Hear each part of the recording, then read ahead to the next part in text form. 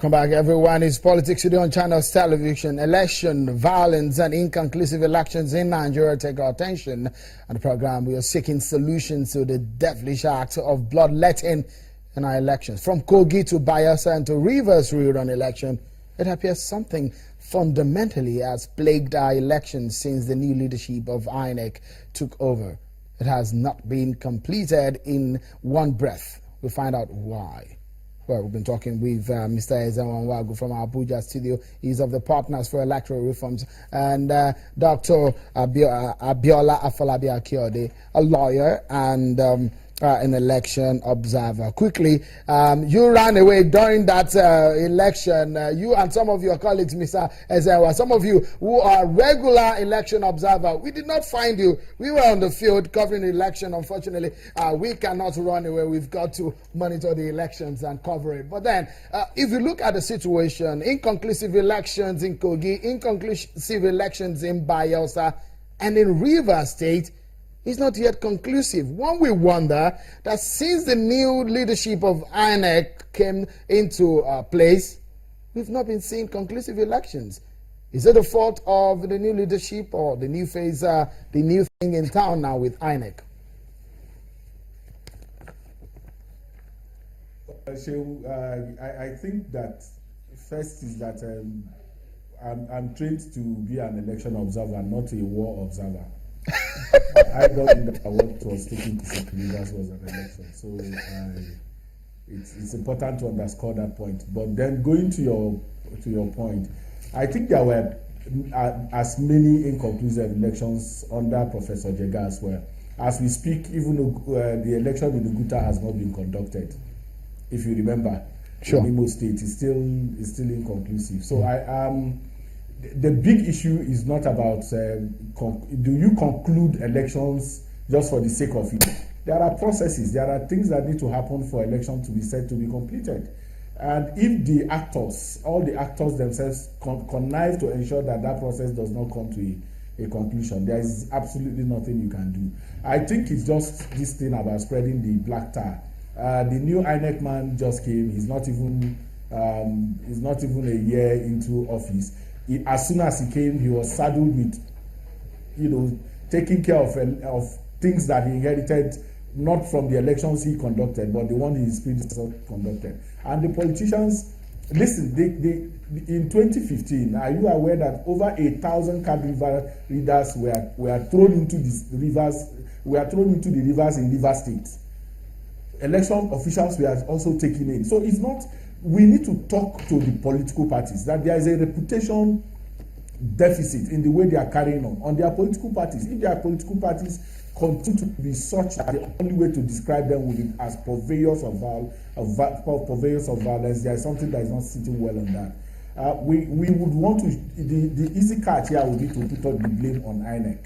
But the truth of the matter is that until political actors in our country decide to be responsible, decide to respect the electorate, decide to ensure that the votes of the people count, there is not much we can do, and that's just the truth. So it's not about bringing out a cliche, inconclusive election and all that. You cannot conclude elections in the midst of chaos, in the midst of insecurity. And worst situation is that it is the security agents now that have become agents of insecurity. If you take Rivers for a case study, for instance, you will find out that you found political actors moving around with soldiers, okay? And then you found the other ones moving about with policemen. It gives the impression that the different arms of security agents have collapsed to different political actors in the state. And that is what you see everywhere. It happened in Ekiti, it happened in Rivers, it happened in Bayelsa.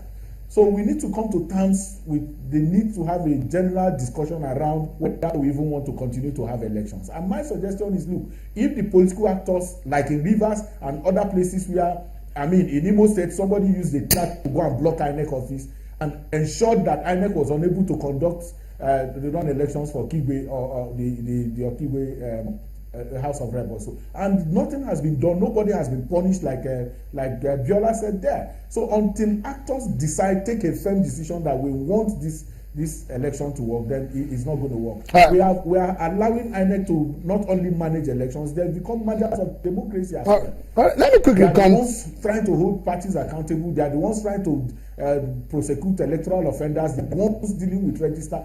All of this is burdensome on one agency to deal with, and I think we need to have that conversation. Okay, let me quickly bring Dr. Abiola here in this matter now. You are, as a lawyer and a civil rights activist, one will be wondering how this kind of impunity goes unchecked in our election, because you will see people who are obviously blocking electoral officers from conducting exercise, and one will be wondering, for what reason? Where on earth will you find this kind of situation happening? What can we do, legally speaking, now to stop this kind of acts? Well, I think it's a serious system issue. I think there's something very wrong with our system, as a country, and we need to begin to address that. Because you must have a system that is effective.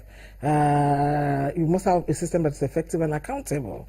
And one of the proposals that has been made before is that there is need for us to first do some audits of our legal framework to ensure that the legal framework covers the issue of prosecuting both sponsors and perpetrators of electoral violence. There are also calls for electoral offences tribunal, so that we have a particular tribunal where people can go, then people can easily monitor, what happened to those who have perpetrated electoral offences. So I think that we need to start by addressing it from looking at our system and addressing it from a legal point of view, and also from a social point of view.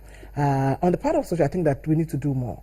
For civil society that work on election, we don't want to wait until when there's a next election before you start talking about peace and what have you. You must make sure that it's a continuous thing. Yeah, but if you look at the situation on that as a roundup now, one would be wondering at this stage that we are as a nation, Rivers rerun election should be a new date to conduct the rest of the suspended one should be announced in the coming days. What would you suggest, just in few seconds, on how to go, where to go now? Well, I think that we can't be playing kites with people's lives. I think that it's important, before we can talk about a run of election, they must get the two political parties on the table to agree that the election will be peaceful. But they did that earlier on. No, I think they need to do it much more seriously.